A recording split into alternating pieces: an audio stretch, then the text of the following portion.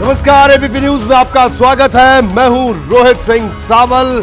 भारत का हूं, भारत की बात करता हूं। देश महफूज है तो हम सब सुरक्षित हैं।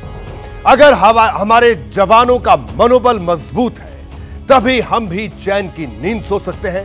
इसलिए भारत के खिलाफ रची जाने वाली हर साजिश से मिलकर लड़ना जरूरी है। जिस तरह कश्मीर घाटी में शांति के बाद आतंकियों ने जम्मू को नया टारगेट पॉइंट बनाया है, वो अपने आप में एक बड़ी साजिश की तरफ इशारा करता है। आज एबीपी न्यूज इस पर बहुत बड़ा खुलासा करने जा रहा है। भारत की बात में आज आप देखेंगे गाजी का टेरर कोड पाकिस्तान एक्सपोज्ड। साथ ही आपको दिखाएंगे कठुआ अटैक का पूरा रूट चार्ट। इसके साथ ही खबर बाढ़ के महासंकट की भी आपको बताएंगे कि आखिर लहरों पर किस तरह तबाही तैर रही है। लेकिन सबसे पहले बात पाकिस्तान से रची गई साजिश के पर्दाफाश की।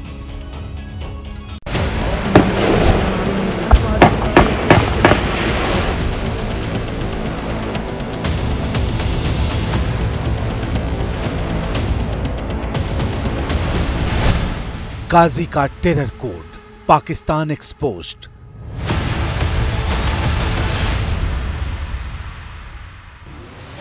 पाकिस्तानी दहशतगर्दों का टारगेट पॉइंट अचानक कश्मीर घाटी से जम्मू कैसे शिफ्ट हुआ, आज एबीपी न्यूज इस पर बड़ा खुलासा करेगा। दो सैन्य वाहन उन्हें दिखे। यहां छिपे आतंकियों ने सबसे पहले ग्रेनेड लॉब किया, ग्रेनेड फेंका, जिससे इस गाड़ी के टायर बस्ट हुए हैं और ड्राइवर को निशाना बनाकर यहां पर आधुनिक हथियारों से, जिनमें M4 कार्बाइन भी शामिल है, उससे यहां पर फायरिंग की गई। घुसपैठ का एक पैटर्न, एक ही तरह का टारगेट, एक ही तरह का इलाका और फिर एक ही तरह से घात लगाकर हमला। आखिर वो कौन से डार्क स्पॉट हैं जो आतंकियों के रूट चार्ट के हॉट स्पॉट बन चुके हैं? होने जा रहा है बड़ा खुलासा। आतंकी जो हैं ये यहाँ पर फैले हुए थे इन जंगलों में। ये घने जंगल जो हैं कहीं ना कहीं आतंकियों के लिए मददगार इसलिए भी साबित होते हैं क्योंकि यहाँ पर आतंकियों के छिपने की जगहें हैं। हमले में सुरंग, ड्रोन और लोकल गाइड वाली मिस्ट्री के पीछे कौन से हैं इनपुट, हम आपको हर बात बताएंगे। कठुआ अटैक का पूरा रूट चार्ट, नया टेरर हेडक्वार्टर एड्रेस प्रूफ के साथ, इंटरनेशनल बॉर्डर से बहुत बड़ा खुलासा।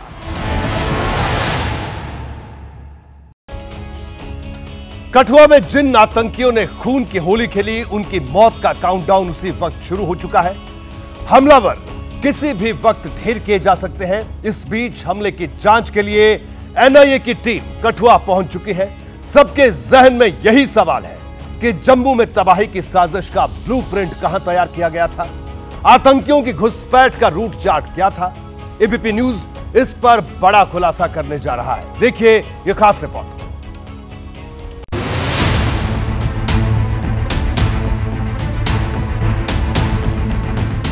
कठुआ में हुआ हमला एक बहुत बड़ी साजिश का हिस्सा है। साजिश के तार सीधे पाकिस्तान से जुड़ रहे हैं। पाकिस्तान में मौजूद सूत्रों के मुताबिक पड़ोसी देश के आतंकी संगठन 14-15 अगस्त से पहले भारत में बड़े हमले की तैयारी में है। 3 बड़ी जगहों पर हमले की साजिश रची जा रही है। दहशतगर्दों के टारगेट पर इस बार जम्मू है, वो जम्मू जहां आतंकवाद पर पूरी तरह नकेल कसी जा चुकी थी। लेकिन अब यहां पाकिस्तानी आतंकी संगठन खौफ की नई फसल उगाना चाहते हैं और इसलिए पहले रियासी, फिर डोडा, राजौरी से लेकर अब कठुआ में हमला किया गया। सूत्रों की माने तो पाकिस्तान में बैठे आतंक के सरगना टेरर रूट को अब श्रीनगर से जम्मू शिफ्ट कर रहे हैं, जिसकी सबसे बड़ी वजह यह मानी जा रही है कि कश्मीर में जिस तरह से ऑपरेशन ऑल आउट चला है और जिस तरह से ऑपरेशन ऑल आउट में आतंकियों का सफाया हो गया है, उससे पाकिस्तान बौखला गया है। अब समय आ गया है साहब कि इनको ऐसी मार लगाई जाए कि ये कहीं छठी का दूध याद आ जाए। अब हमको पार जाके मारना पड़ेगा साहब, पाकिस्तानी फौज की लाशें बिछानी पड़ेंगी। पाकिस्तान में मौजूद सूत्रों के मुताबिक हिंदुस्तान में बड़े आतंकी हमले के लिए पाकिस्तान ने एक साजिश के तहत पाक अधिकृत कश्मीर की रावलकोट जेल ब्रेक कराई। यहां से 20 आतंकवादी फरार हुए थे। सूत्रों की माने तो इनमें से 4 से 6 दहशतगर्दों ने भारत में घुसपैठ की है। रावलकोट जेल ब्रेक में गाजी शहजाद अहमद भी फरार हुआ था। गाजी भारत की जेल में भी बंद रहा है। पाकिस्तान में मौजूद सूत्रों के मुताबिक इसके भी भारत में घुसने की आशंका है। इन सभी आतंकवादियों ने पुंछ के जंगलों से होकर घुसपैठ की है। ये रावलकोट जेल ब्रेक से जो 20 जहादी भागे हैं, एक उनमें मारा भी गया है। इसके बाद बुरहान ब्रिगेड नाम की ऑर्गेनाइजेशन ने एक बयान जारी किया जो सोशल मीडिया पे चला कि जी वो गाजी शहजाद अहमद जो वहाँ से रावलकोट से जेल तोड़ के निकले हैं, वो हमारे पास पहुँच चुके हैं और बहुत जल्द जो है हम कार्रवाइयाँ शुरू करेंगे। उसके बाद ये कार्रवाइयाँ शुरू हो जाती हैं। इन खुलासों का एक सिरा जम्मू में बढ़ते हमले और घुसपैठ की घटनाओं से भी जुड़ता है। सूत्रों के मुताबिक पाकिस्तानी लॉन्चिंग पैड्स पर मौजूद करीब 40 आतंकवादियों ने हाल ही में भारत में घुसपैठ की है। अब आपकी जहन में यह सवाल होगा कि वो कौन सा रूट चार्ट है जिसका इस्तेमाल आतंकवादी जम्मू में घुसपैठ के लिए कर रहे हैं। इस इंटरनेशनल बॉर्डर पर पाकिस्तान से घुसपैठ के करीब 1 दर्जन ऐसे नदी नाले हैं जिनका इस्तेमाल आतंकी पारंपरिक रूप से घुसपैठ के लिए करते हैं। हाल के दिनों की अगर बात करें तो जम्मू के सांबा और कठुआ जिले में बब्बर नाला, उज नाला, बसंतर नाला, ये वो मुख्य नाले हैं जिनका उपयोग पाकिस्तान समर्थित आतंकी जम्मू में पहुंचने के लिए कर रहे हैं। 5वां खुलासा और भी हैरान करने वाला है। पहले से ही सेना पाकिस्तान की तरफ से ड्रोन वाली साजिश को लेकर सावधान रही है। सूत्रों के मुताबिक घुसपैठ करने वाले आतंकवादियों के लिए पाकिस्तान की तरफ से ड्रोन से हथियार भी गिराए गए। ड्रोन से भारतीय सेना की गतिविधियों की भी रेकी पाकिस्तान की आर्मी करा रही है। पाकिस्तान भले ही चाहे जितनी साजिश रच ले, लेकिन आतंकवादियों की घुसपैठ वाले रूट चार्ट का कोड अब डिकोड हो चुका है और अब एक एक कर इन आतंकवादियों के खात्मे की बारी है। इस हमले को अंजाम देने के बाद जिस तरह का पीछे जंगल है, वो आतंकी यहां से दुम दबाकर भागे हैं और पीछे कहीं जाकर जंगलों में छिपे हुए हैं जहां पर ऑपरेशन इस वक्त चल रहा है। भारतीय सेना का सर्च ऑपरेशन इसीलिए इतना तेज है। साफ है कि जैसे कश्मीर घाटी में आतंकवादियों का सफाया किया गया, अब जम्मू में भी वैसा ही देखने को मिलेगा।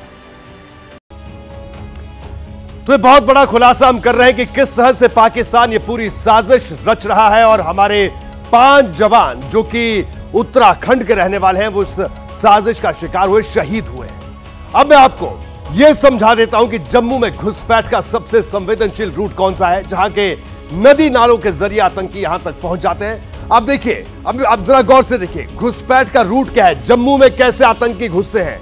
देखिए, कठुआ और सांबा ये 2 मेन पॉइंट है। इसके अलावा पूजा नाला, बब्बर नाला और बसंतर नाला, ये 3 ऐसे नाले हैं जो कि नया रूट आतंकियों ने इनको चुना है, यानी यहां से ये जम्मू की तरफ घुसपैठ करते हैं। आइए अब मैं आपको वो रूट में दिखा देता हूं जिससे घुसपैठ ये पारंपरिक रूप से यहां से घुसपैठ करते थे। यानी पहले जहां से घुसपैठ होती थी वो था कठुआ, बिलावर, मशेड़ी, छात्रगला, डोडा और किशतवाड़। लेकिन अब नया रूट इन आतंकियों ने ढूंढ निकाला जिसका जिक्र मैंने अभी से पहले किया, जो मैंने आपको पहले दिखाया।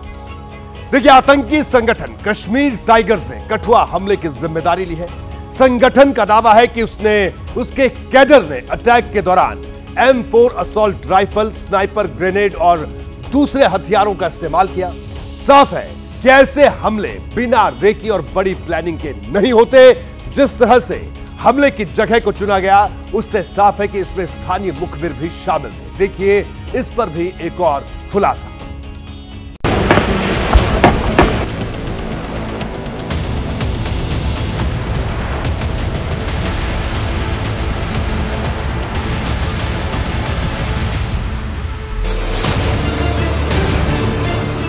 कठुआ हमले की जिम्मेदारी लेने वाले आतंकवादी संगठन का नाम भले ही कश्मीर टाइगर्स हो, लेकिन हमले का तरीका गीदड़ से भी बदतर था, पूरी तरह कायराना।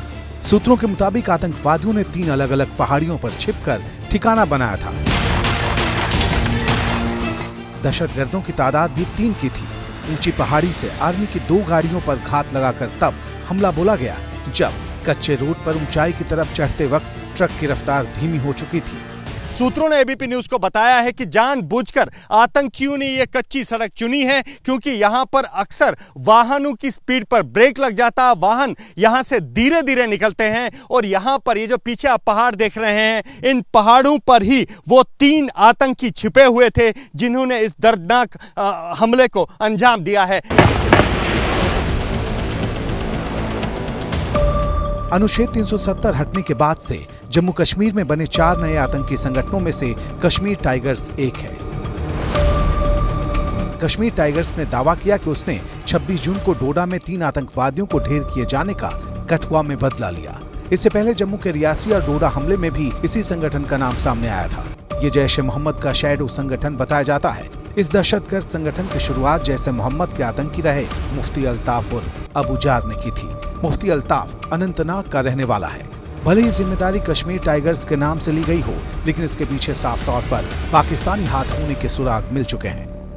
सूत्रों ने एबीपी न्यूज को बताया है कि कठुआ हमले के पीछे मुखबिरी से लेकर लोकल गाइड की एक थ्योरी पर काम किया जा रहा है।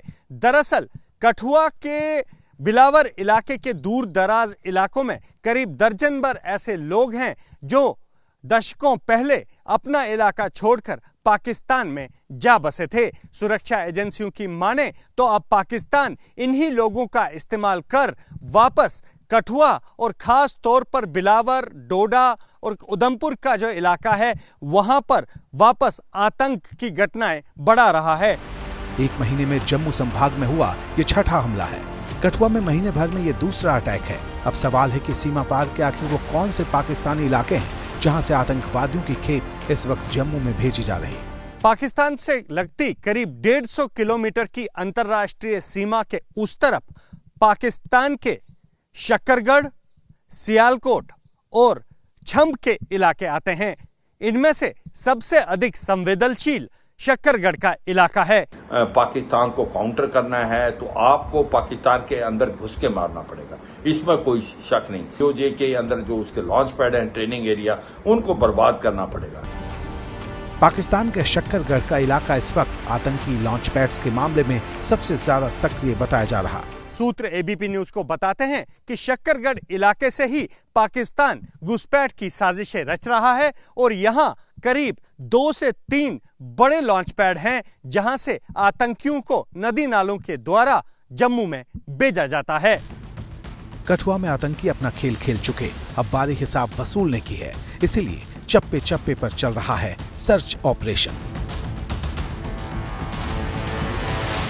संदेश साफ है कि आतंकी कहीं भी भाग लें, बच नहीं पाएंगे। इस बीच रूस से पीएम मोदी ने आतंकवाद पर दुनिया को फिर हिंदुस्तान का आर पार वाला संदेश सुना दिया है। पिछले 40-50 साल से भारत आतंकवाद को झेल रहा है।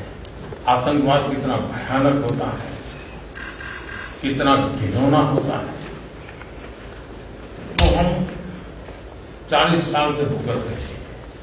हर प्रकार के आतंकवाद की घोर निंदा करता हूं। यहां आतंकी हमले की टाइमलाइन को समझना बेहद जरूरी है क्योंकि सूत्रों के मुताबिक पाकिस्तान ने भारत में चुनाव के वक्त आतंकी साजिश पर ब्रेक लगा रखी थी। उसे डर था कि अगर हमले हुए तो भारत में इसका चुनावी लाभ उठाया जा सकता है। लेकिन जैसे ही केंद्र में मोदी सरकार ने तीसरी बार शपथ ली, उसी दिन से जम्मू में आतंकी हमले तेज हो गए। बात आसमान से बरस रहे आफत की। बारिश के चलते पहाड़ से मैदान तक एक जैसा हाल है, एक जैसी परेशानी है और एक जैसी ही बर्बादी के निशान है। उत्तराखंड में कहीं पहाड़ दरक रहे हैं तो कहीं गांव के गांव बाढ़ में डूबे हैं। इसी तरह उत्तर प्रदेश के वो इलाके जो नेपाल से सटे हैं वो बेहद खराब हालात में है। देखिए लहरों पर तैरती तबाही की ये खास रिपोर्ट।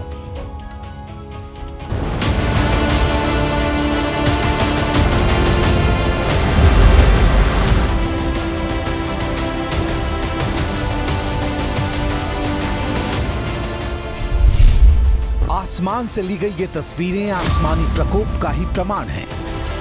खेत डूब गए, घर डूब गए और डूब गया पूरा गांव। जहां देखिए सिर्फ और सिर्फ पानी नजर आएगा।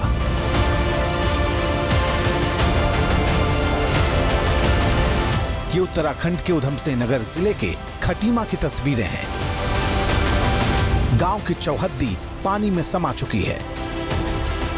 गाड़ियां जहां थी वहीं फंसी हैं, लोग जहां थे वहीं फंसे हैं। आसमान से उतरा पानी घरों की दहलीज लांघ चुका।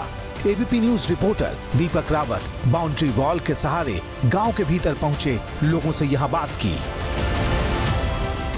खटीमा में इस वक्त हम मौजूद हैं। उधम सिंह नगर जिला है और इस जिले के इस इलाके में हालात क्या हैं वो आपको तस्वीरों के जरिए दिखाने की कोशिश करते हैं। आप देखिए कि जो तमाम घर आपको नजर आ रहे हैं मेरे आसपास, वो पानी में डूबे हुए हैं। घर, गाड़ी, तमाम चीजें जो हैं वो आपको पानी में डूबी हुई नजर आ रही हैं। घर के अंदर आ गया पानी पूरा, कहाँ से जाएं, रास्ता ही नहीं है। तो आप घर के अंदर बंद है इसी तरीके से? बंद है। बच्चे भी ट्यूशन भी नहीं जा रहे हैं, स्कूल भी नहीं जा रहे हैं, दूध भी नहीं है, हमारे छोटी बच्ची है। कहीं नदियां तांडव मचा रही हैं तो कहीं पहाड़ जमीन छोड़ रहे। ये वीडियो जोशीमठ के चमोली से सामने आया। बारिश के बाद हालात संभले ही थे कि पहाड़ियों से बोल्डर नीचे गिरने लगे। बारिश ने जो कहर पहाड़ों पर बरसाया है, वही हाल मैदानी इलाकों का भी है। ये उत्तर प्रदेश के लखीमपुर जिले की तस्वीर है। शारदा नदी में उफान आया और करीब 100 मीटर का रेलवे ट्रैक नदी में डूब गया। ये वो रेलवे ट्रैक है जहां से ट्रेन गुजरती है, लेकिन बारिश में पहले पुल बहा और फिर रेलवे ट्रैक ही पानी में लापता हो गया। इसके चलते 5 ट्रेनें प्रभावित हुई हैं। असम में ब्रह्मपुत्र नदी का बढ़ता जलस्तर बेबसी का दायरा भी बढ़ा रहा है। आज हमारे संवाददाता रविकांत उस माजुली द्वीप पर पहुंचे जो ब्रह्मपुत्र नदी के बिल्कुल बीच में बसा है। इस द्वीप पर जाने का रास्ता पिछले 9 दिनों से बंद था और जब लंबे इंतजार के बाद रास्ते खुले तो घर लौटने वालों की भीड़ लग गई। देखिए असम से माजुली द्वीप से एबीपी न्यूज की ये एक्सक्लूसिव रिपोर्ट।